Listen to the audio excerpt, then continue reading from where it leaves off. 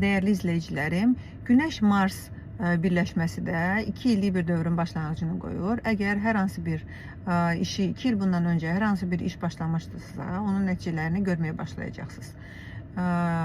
Yəni indiki halda, bu günlərdə başladığınız hər hansı bir biznes və yaxud da nəyləsə məşğulsunuzsa, onun da nəticəsini gələn ilin 2028-ci ilin mart ayında görə biləcəksiniz, bəhrəsini görə biləcəksiniz. Əgər bu biznesdirsə, pulla əlaqədar bir işdirsə, hər hansı bir aktivlikdirsə və yaxud da idmana başlayırsınızsa, idmanın da nəticələrini 2 ildən sonra artıq daha bariz görməyə başlayacaqsınız. Mars ümumiyyətlə insanın aktivliyi, onun həm də bədəni və gücü ilə əlaqəlidir.